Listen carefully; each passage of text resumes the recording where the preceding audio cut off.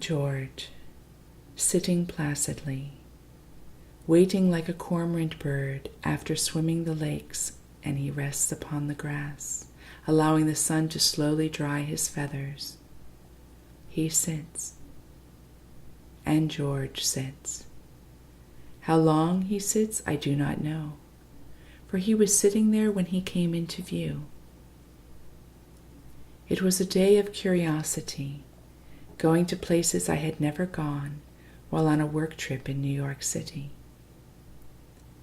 Miles of walking through streets that left me feeling like I was a fish in a vast ocean with all sorts of aquatic life moving at different speeds exhilarated me. We were moving in currents, some in the same current, some in divergent currents, some moving fast and some moving slow. It was a colorful picture in my mind as I played in the adventure of this live action scene of the day. And curiously, I ended up in a new museum with all sorts of nooks and crannies and turns and twists. Chairs sat in corners, plainly offering an unexpected place of rest. My feet were feeling like ambling, followed by my light, fleeting attention that was fully present for the next step, and yet not offering any sort of solid direction.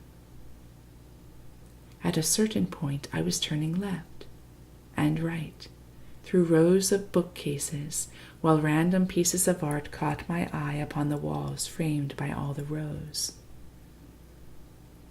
I turned the next corner, pleasantly uncertain of where I was going. The turned corner was a turn into a moment of convergence with George. He looked up with an elegant, easeful simplicity. "May I sketch you?"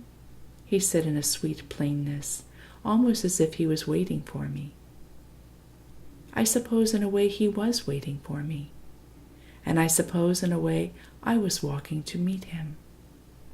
We were both in that open attitude. We were wondering and curious. "Sure," I responded, since it seemed evident this was why I turned the corner. We moved to a quiet spot where 2 chairs awaited us unceremoniously as the other chairs spread throughout the museum. He slid effortlessly into a posture of receiving the one before him. Perhaps it was unconscious, as he must have cultivated this stance for years to take in the object of his artistic expression. His eyes shifted from second to second. First, they would be brightly dancing in their engagement with me, and then they would move into dark, open caverns, withdrawing into the recesses of his heart as his pen moved. George had a masterful way of both receiving all before him and conducting things to serve the encounter. We had gone from being strangers to exploring each other in an utterly new way. What bravery to be available to the encounter. Perhaps bravery seems like a strong word to use for something simple like this moment.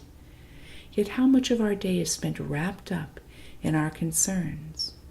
And what does it take to let all this go to be available?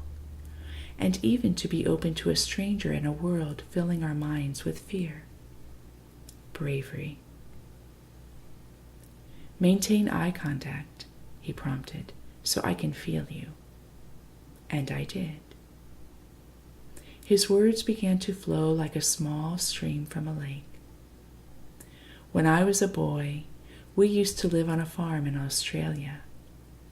There was a wordless tenderness in his introduction that would soon, and unknown to me, lead to an intimate experience of deep confusion.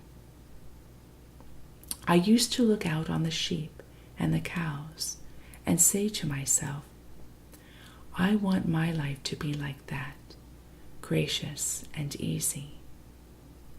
His soul laid out like a current arising from the depths of this lake to the surface.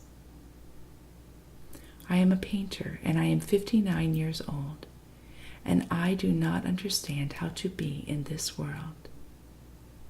A tide of wordless understanding joined us. You must understand the sincerity of this seeking soul.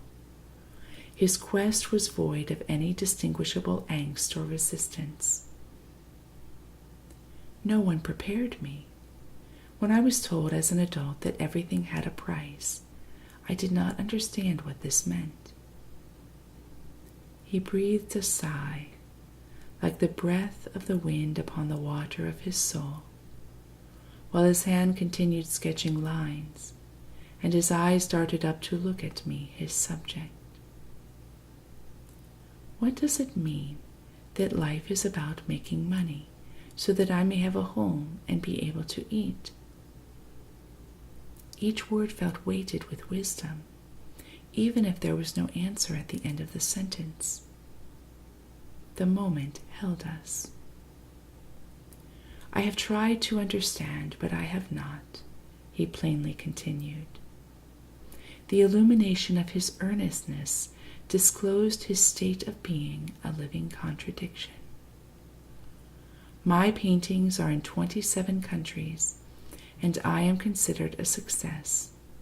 Me, a success. Me who is incapable of providing for my basic needs. And now I am physically unable to become a dishwasher or deliver papers like in the past, when my youth gave me endless stamina. All these forms of work exhaust me and defeat me. He was so alive to me. The inspiration of those sheep and cows of his youth wound him down a path of learning. In one sense, they were and still were his teachers. His bravery to be true to his soul desire and admit so humbly his confusion reached into the deep waters of my soul, pulling forward tears. Living our soul's desire is not about this or that being understood. It only means that faithfulness to it will illumine our path in who we become. From these deep waters, the winds of his wisdom caught us up. We became like a flock of doves, just the two of us. We began to flap wildly into a wide sky, soaring. Our brave curiosity was the reason we could take this flight.